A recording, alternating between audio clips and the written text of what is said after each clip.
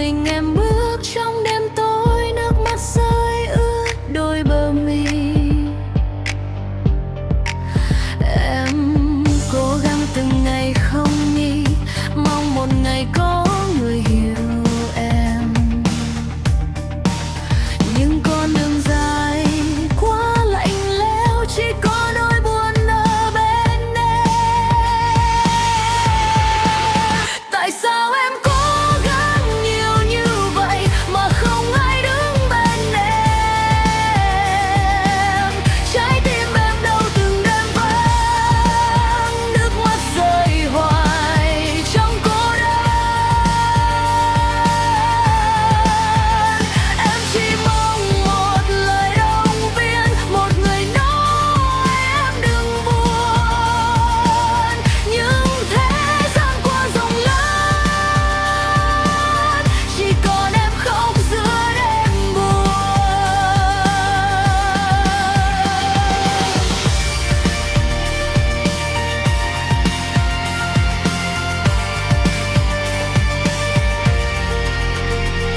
Nhiều lúc em muốn dừng lại, vì trái tim đã quá mệt rồi. Nhưng em vẫn cố gắng bước tiếp, dù nước mắt cứ rơi không ngừng.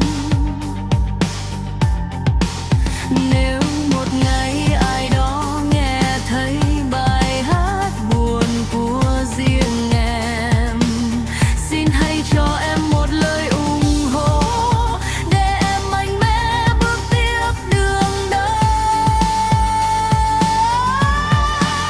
Tại sao em cố gắng nhiều như vậy mà không ai đứng bên em? Trái tim em đau từng đêm vắng, nước mắt rơi hoài trong cô đơn. Em chỉ mong một lời động viên, một người nói em đừng buồn. Nhưng thế gian quá rộng lớn, chỉ còn em khóc giữa đêm buồn. Nếu ai nghe thấy bài hát này, xin hãy ủng hộ em một lần, để trái tim nhỏ bé này không còn khóc giữa cuộc đời.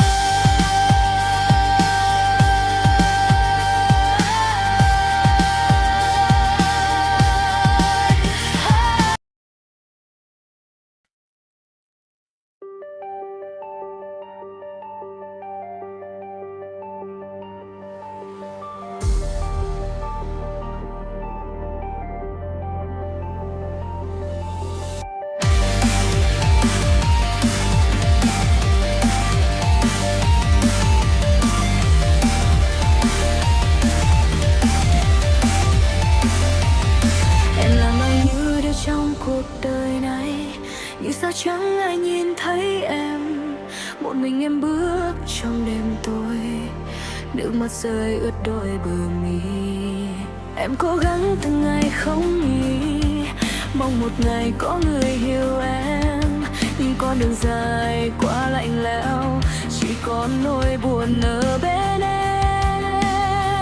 Điệp khúc tại sao em cố gắng nhiều như vậy mà không ai đứng bên em? Trái tim em đau từng đêm vắng, nước mắt rơi hoài trong cô đơn. Em chỉ mong một lời động viên, một người nói em đừng buồn. Nhưng thế gian quá rộng lớn, chỉ còn em khóc giữa đêm buồn.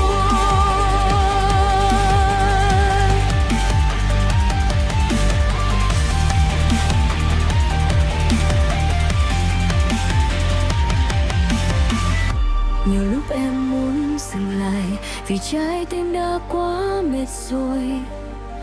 Nhưng em vẫn cố gắng bước tiếp, dù nước mắt cứ rơi không ngừng. Nếu một ngày ai đó nghe thấy bài hát buồn của riêng em, xin hãy cho em một lời ủng hộ, để em mạnh mẽ bước tiếp đường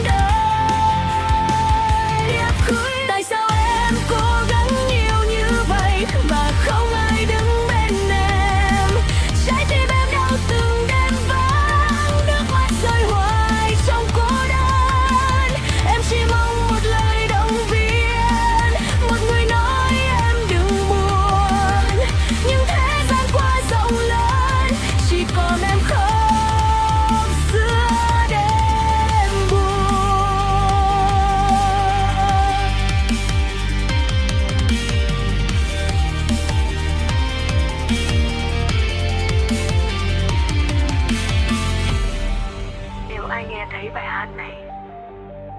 Xin hãy ủng hộ em một lần, để trái tim nhỏ bé này không còn khóc giữa cuộc đời.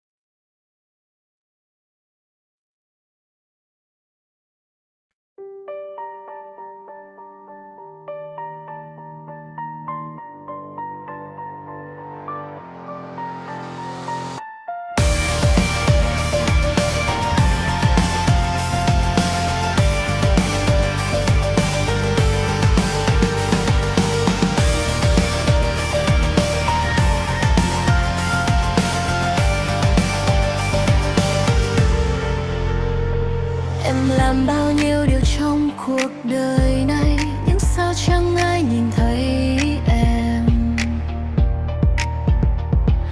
Một mình em bước trong đêm tối, nước mắt rơi ướt đôi bờ mi. Em cố gắng từng ngày không nghỉ, mong một ngày có người hiểu em. Nhưng con đường dài quá lạnh lẽo, chỉ có nỗi buồn ở bên em. Tại sao em cố gắng nhiều như vậy mà không ai đứng bên em? Trái tim em đau từng đêm vắng, nước mắt rơi hoài trong cô đơn.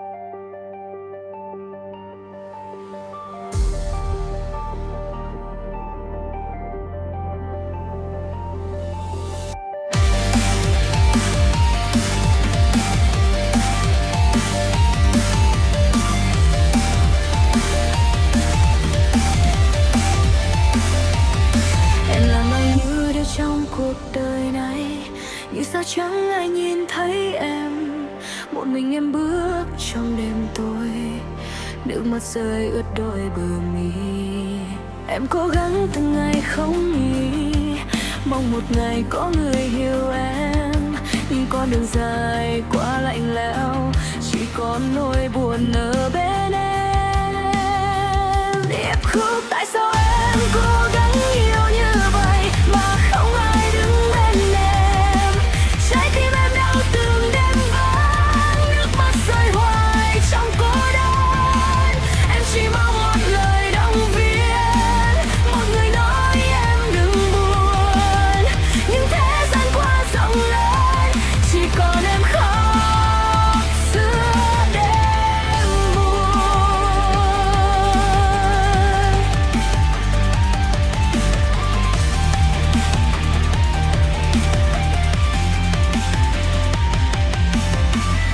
Nhiều lúc em muốn dừng lại vì trái tim đã quá mệt rồi, nhưng em vẫn cố gắng bước tiếp dù nước mắt cứ rơi không ngừng.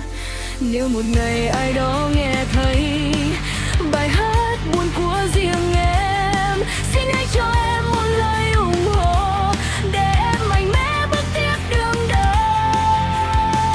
Điệp khúc tại sao em cố gắng yêu như vậy mà không ai đứng bên em. Trái tim em đau từng đêm vắng, nước mắt rơi hoài trong cô đơn. Em chỉ mong một lời động viên, một người nói em đừng buồn.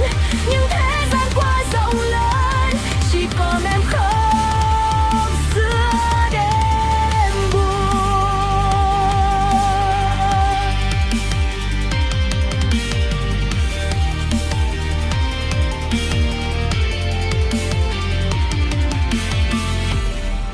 Nếu ai nghe thấy bài hát này, xin hãy ủng hộ em một lần, để trái tim nhỏ bé này không còn khóc giữa cuộc đời.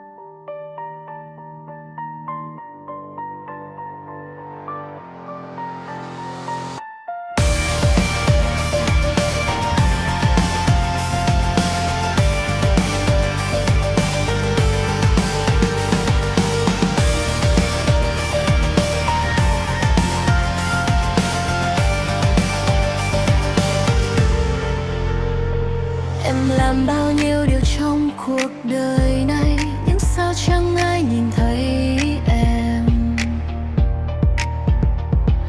Một mình em bước trong đêm tối, nước mắt rơi ướt đôi bờ mi. Em cố gắng từng ngày không nghỉ, mong một ngày có người hiểu em. Nhưng con đường dài quá lạnh lẽo, chỉ có nỗi buồn ở bên em.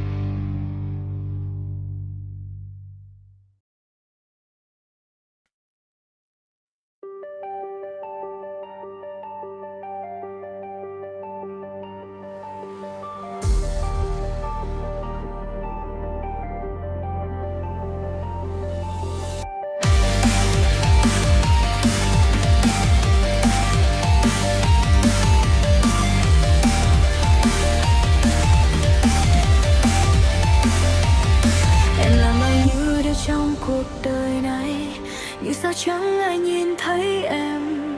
Một mình em bước trong đêm tối, nước mắt rơi ướt đôi bờ mi. Em cố gắng từng ngày không nghỉ, mong một ngày có người hiểu em.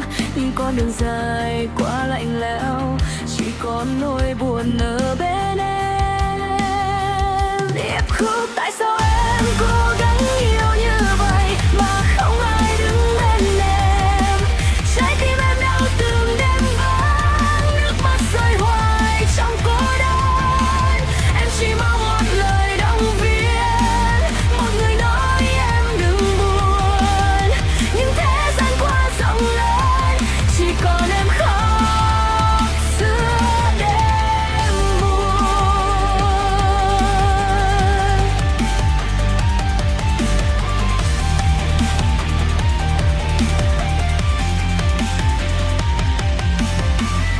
Nhiều lúc em muốn dừng lại, vì trái tim đã quá mệt rồi. Nhưng em vẫn cố gắng bước tiếp, dù nước mắt cứ rơi không ngừng. Nếu một ngày ai đó nghe thấy bài hát buồn của riêng em, xin hãy cho em một lời ủng hộ, để em mạnh mẽ bước tiếp đường đời.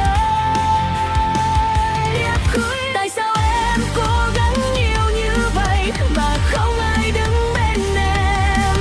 Trái tim em đau từng đêm vắng, nước mắt rơi hoài trong cô đơn. Em chỉ mong một lời động viên, một người nói em đừng buồn. Nhưng thế gian quá rộng lớn, chỉ còn em khóc giữa đêm buồn.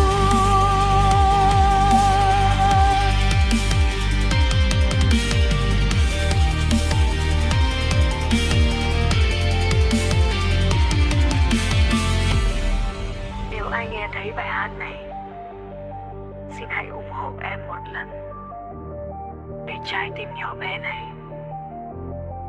không còn khóc giữa cuộc đời.